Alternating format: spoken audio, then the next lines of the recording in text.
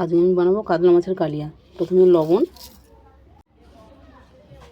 হলুদ মেখে মাছটাকে ভেজে নেব।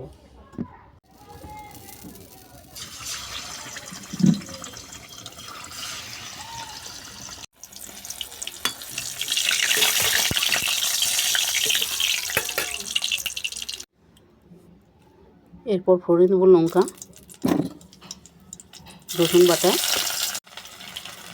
আদা বাটা, পেঁয়াজ বাটা,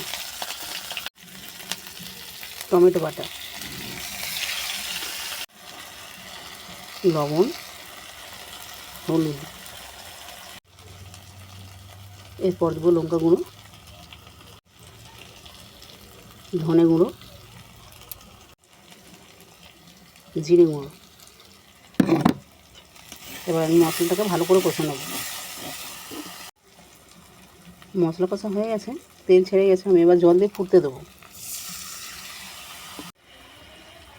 ঝোল আমার ফুটে গেছে, এবার মাছগুলোকে দিয়ে আমি সেদ্ধ হতে দেবো। মাছ রান্না হয়ে গেছে, আমি এবার এটাকে নামিয়ে নেব।